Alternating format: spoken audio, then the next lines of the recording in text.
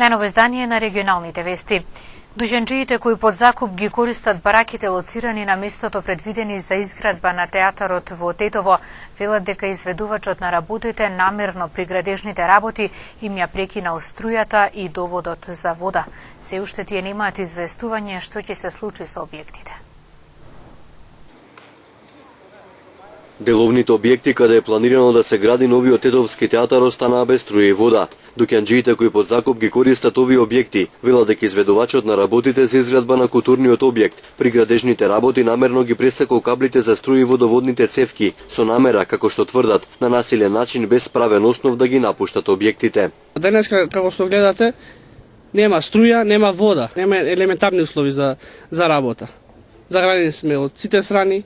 Ги откорнале со сила тие цевчињата за вода и струјава не ни го откинале. Тоа е целта, со сила сакат све да прават. Од културниот дом во Тетово кој управува со изградбата на театарот информираа дека изведувачот на работите, поради непостоење на подземен катастар, немал увид дека под земјата каде вршел ископ за темелите на објектот постоеле кабли за струја и цевки за вода. Отаму додаваа дека ЕВН јавното предпријатие Водовод немаат можност од истото место каде се случил прекинот да ги приклучат бараките на вода и струја, мора да бараат други локации. Веќе не може од овај правец од каде биле снабдувани овие бараки со вода и струја, нема да можат да имат пристап поради тоа што ќе се оди уште на длабочина. Јавното предпријатие за стамбен и деловен простор кој ги издава бараките под закуп и културниот дом во Тетово, спорат околу корисничкото право на локацијата каде се сместени деловните објекти. И двете институции покажа имотни листови за стопанисување со земјиштето. Вчера закупците на дуќаните обвинија дека изведувачот на градежните работи насилно сакал да ги отстрани објектите, обидувајќи се да постави лимена ограда пред бараките. Нема да има трета паралелка на првачења во основното училиште Братство Миџени на македонска настава. Новата училница која се изгради ќе биде всушност замена за една од подрумските училници. Основното училиште Братство Миѓени од Тетово следната учебна година ќе запише 2 паралелки со првачења во наставата на македонски јазик и официјално ни потврди помошник директорката Душица Марковиќ. Имено меѓу родителите се прошири информација дека првачењата од септември ќе бидат распределени во 3 училници. Новата училница која се изгради ќе биде всушност замена за една од подрумските училници. Можам да ви кажам дека ќе бидат само 2 паралелки. Бидејќи во градот се шири дека ќе се отвори трета паралелка, бидејќи ја гледаат новата училница која што се гради, но тоа е дезинформација, бидејќи таа училница е финансирана од проектот Нансен Диалог Центар и е наменета за учениците кои што се вклучени во тој проект, со тоа што ние се ослободуваме од едната подрумска училница, бидејќи сите знаете дека ние нели учиме во 2 подрумски училници, така да за трета паралелка не станува никаков збор. Објектот на основното училиште Братство Миѓени од Тетово кај спортскиот центар во кој учат ученици од 1 до 9 одделение со настава на македонски јазик, последниве години се соочува со просторни проблеми. Иако училиштето има изготвено проект за надградба на уште еден кат, засега нема зелено светло од надлежните институции. Тетово општина без корупција. По овој наслов денес преку јавна дебата беше презентиран извештајот за појавите на корупција и судир на интереси во Тетово, изготвен од страна на невладината организација Институт за развој на заедниците Тетово. Општина Тетово не е имуна на појавата на корупција и судир на интереси, стои во извештајот изготвен од невладината организација Институт за развој на заедниците од Тетово, а во рамки на проектот Граѓанска мрежа. Извештајот е базиран на податоци на анонимен прашалник спроведен во Тетовската општинска администрација во ноември минатата година. Поставуваме прашање за ефикасноста на работењето во општинската администрација, транспарентноста и јасноста на процедурите тука кои се застапени и можност за појави на корупција и како имено како и да се спречи појавата на корупција тука во администрацијата. Кога ќе се видат резултатите, не е благодатно да се покажува со прст дали овој сектор или оној сектор, сепак има во неколку сектори има појава на корупција, сепак тоа е пак објективност на некои поединци кои што да речеме се осмелија да кажат, анонимна сепак беше прашалникот, но добро, сепак работаме заедно, пак ќе речем ќе работиме заедно и понатаму, ние како невладен сектор да понудуваме некои нови пракси и политики од западните земји, како може тоа да се искорени. Од Институтот за демократија Скопје ја потенцираат сериозноста на проблемот со корупцијата во Македонија, а до ваквата ситуација е дојдено поради неефикасните антикорупцијски политики. Судирот на интереси е известно предворје на корупцијата, доколку постои можност за судир на интереси, тука се отвара и можности за коруптивно однесување, значи постои ризик секогаш. Ние како граѓански организации, наша работа е да информираме јавноста за тоа што го дознаваме и секако да шириме свест за штетните појави од коруптивните однесувања. Секогаш може да се минимизира до некој што помал степен, дали може да се спречи, сите држави се борат со тој проблем. Клучот е во развивање на политики што ќе го минимизираат ризикот од постоење на корупција. Кај нас, веројатно следите, предводникот институцијата која што е предводник во борбата против корупција, Државната комисија за спречување на корупција, во последните неколку години, особено Тивка, една од ретките земји во Европа сме каде што корупција на високо ниво, на високо политичко ниво никогаш не е утврдена. Сме имале до средно ниво, меѓутоа над тоа никогаш и апсолутно тоа значи дека антикорупцијските политики не се ефикасни, бидејќи не може да дојдеме до таква ситуација. Дел од денешната дебата беа представници на граѓански организации од државата, представници на организации на жени од општина Свети Николе, Асоциација на развојни иницијативи Зенит од Скопје и представници од АДИ, Асоциација од Гостивар. Полицијата поднесе кривични пријави до обвинителството за престрелката во Тетовскиот кафе бар на 10 април. Двајца жители на Голема Речица се товарат за убиство. По опоравување од повредите во притвор заврши еден од двајцата осумничени за престрелката во Тетовскиот кафе бар на 10 април, при која едно лице беше убиено, а вкупно 10 ранети и повредени. Полицијата до обвинителството поднесе кривична пријава за убиство со која се сомничат двајцата жители на Голема Речица на 23 и 30 години. Прво пријавениот и осомничен на возраст од 30 години, веднаш по настанот, односно вооружената престрелка во угостителскиот објект Баркот, се оддалечил во непозната насока и по него е распишана потрага за пронаоѓање и лишување од слобода, додека второ пријавениот на возраст од 23 години за кусо време беше обезбеден, а вчера изведен пред судија во претходна постапка на Основниот суд Тетово, кој му определил мерка притвор во трајање од 30 денови. Осумничените се товарат дека на критичниот ден почнале да пукаат кон жртвата 22-годишниот Алтрим од Порој, кој седел со пријатели во кафе барот. Алтрим возвратил со пукање кон осумничените, а подоцна подлегна на повредите на пат кон болница. При престрелката 6 лица се здобија со рани од огнено оружје, меѓу кои еден од осумничените, а 3 лица добија телесни повреди од скршените стакла на објектот. Следуваат информациите од полицискиот билтен на Савара Тетово. Во него регистрирани неколку кражби, физички напад и сообраќајна незгода. 17-годишна девојка од Тетово била донесена во Тетовската клиничка болница вчера околу 2 часот и 45 минути, забележливо алкохолизирана со повреди на лицето и скршен зап. Според незиното и кажувањето на другарката која била со неа, движејќи се по улицата Илинденска, физички била нападната од машко лице, додека случаен минувач ја префрлил во болница да и се укаже лекарска помош. Посочениот напаѓач ќе биде повикан во полициска станица Тетово и ќе се преземат активности за целосно расчистување на случајот. Пешак повреден во сообраќајна незгода на регионалниот пат Тетово-Волковија во Брвеница. Во неа учествувале комбе управувано од 51-годишник од Блаце и 76-годишниот пешак од Брвеница.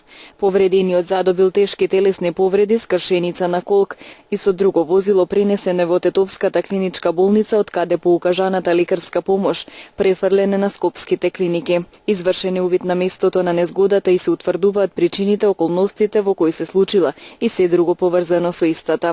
Вчера во местноста Наткале, во атарот на Тетовското село Долна Лешница, затекнат е 49-годишен жител на Желино, како во патничко возило без регистерски таблици внесува дабови, бесправно пресечени огревни дрва, 1 метар просторен. Лицето се обидело да избега, меѓутоа било спречено во неговата намера и приведено во полициското одделение Групчин. Возилото натоварено со дрвата нешто подоцна и е предадено на шумската полиција, додека по разговорот 49-годишникот е пуштен и ќе се соочи со соодветен поднесок. Ноќеска 10 минути по полноќ двајца тетовци на возраст од 24 и 35 години извршиле тешка кражба во трафика сопственост на 44 годишен жител на Мала Речица, алоцирана во кругот на Тетовската клиничка болница. Тие најпрво ја отстраниле металната решетка од излогот, го скршиле стаклото, влегле внатре и одзеле 4500 денари, 10 сим картички од по 100 денари и мобилен телефон, но се активирал алармниот систем кој веднаш го оштетиле и фрлиле, пошто од две лица од обезбедувањето бил фатен едниот од нив, додека по пристигнувањето на полициските службеници на СВР Тетово во објектот е пронајдено и другото лице. Двајцата се приведени и во консултација со јавен обвинител задржани се во полициската станица Тетово. Извршени увити се расчистуваат сите поединости во врска со тешката кражба. Во периодот помеѓу 14 и 15 овој месец засега непознати сторители ја оштетиле влезната врата од црквата Свети Атанаси, лоцирана на Тетовското кале. Со употреба на физичка сила и соодветен алат тие ги пресекле двата катинари, поставени на металната врата на црквата, но не влегле внатре. Извршен е увид, оштетувањето е фотодокументирано и се работи на откривање на сторителите. Од почетокот на годинава во регионот на Гостивар регистрирани се 3 случаи на повреда при работа. Полицијата апелира на максимална внимателност, користење на заштитна опрема и придржување на стандардите за заштита. Мало невнимание може да причини големи последици. Несрекните случаи при работа на гостиварското подрачје не се реткост. Полицијата апелира на користење заштитна опрема и придржување на стандардите. Според податоците од СВР Тетово, од почетокот на годинава во регионот на Гостивар регистрирани се 3 случаи на повреда при работа. Во еден од нив лицето се здобило со потешки повреди. Статистиката за лани зборува за вкупна бројка од 26 несрекни случаи при работа, од кои 20 во Гостивар, а 6 во Тетово. 2 лица завршиле трагично и го загубиле животот. Меѓу повредените најчесто имало мажи на возраст од над 30 години. Кога се причините за несреките во прашање, анализите покажуваат дека човечкото невнимание е на првото место, а непридржувањето кон законски предвидените заштитни мерки на второ. Портпаролот Маријан Јосифовски потенцира дека на полошкото подрачје несрекните случаи најмногу се присутни во градежната дејност, односно при изградба на нови објекти, доградби и слични зафати кои се реализираат на постоечки објекти. Поради тоа се апелира до граѓаните кои на своја рака или преку фирми изведуваат градежни или други зафати да бидат максимално внимателни, задолжително да користат соодветна заштитна опрема и да се придржуваат на елементарните стандарди и критериуми за заштита, стои во апелот на полицијата. За разлика од Гостивар, во Тетово оваа година не е регистриран ниту еден случај на несреќа при работа.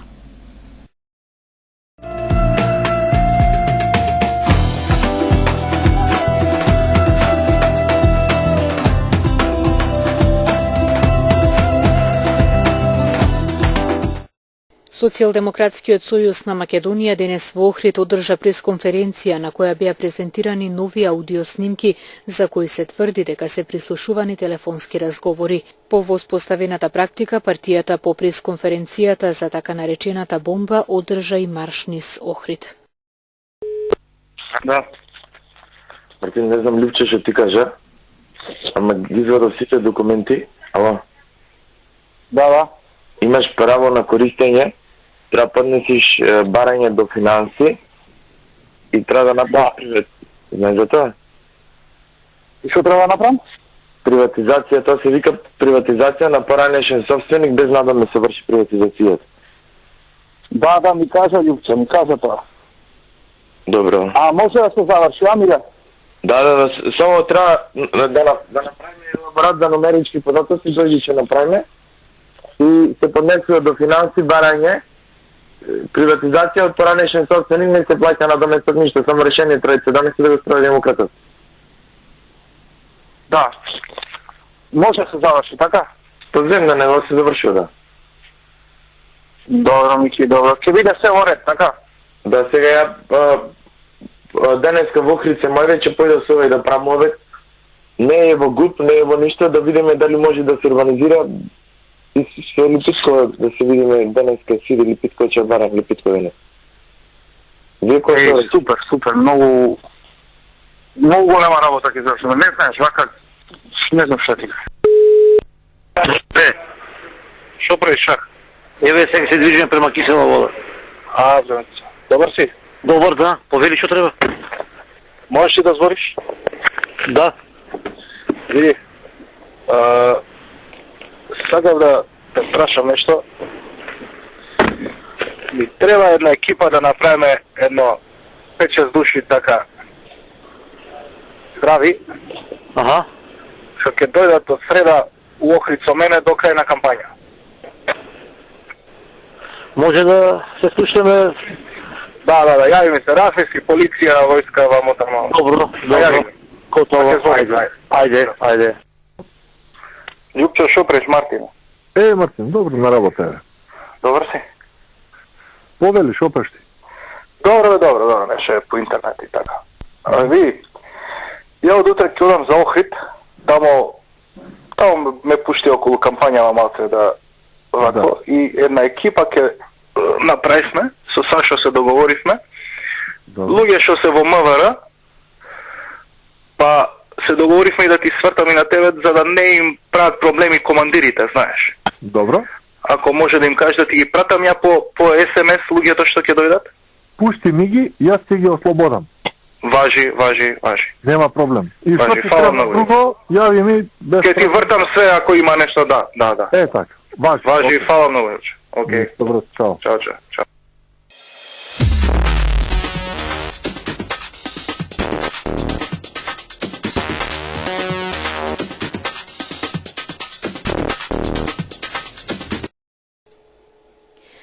Израелците застанаа во двоминутен молк на завивањето на сирените во спомен на 6 милиони евреи кои беа убиени во нацистичкиот холокауст во текот на Втората светска војна, пренесоа американските медиуми. Денешниот ден на споменот е еден од најтажните датуми во одбележувањето на поновата историја на Израел. Додека сирените завиваа, автомобили и автобуси застануваа на автопатиштата, моторџиите слегуваа и застануваа до своите мотори, а пешаците во спомен на загинатите евреи застануваа со наведнати глави на местата каде што се затекнаа. Церемонии во спомен на жртвите од холокаустот имаше низ целата земја. Радиостаниците пуштаа меланхолична музика и интервјуа со преживеани лица од холокаустот, а телевизиите емитуваа документарни филмови за геноцидот. Денот на споменот почна уште синоќа на зајдисонце и ќе трае до вечер пред стемнување. Рускиот претседател Путин ја држи годишната конференција на прашања и одговори.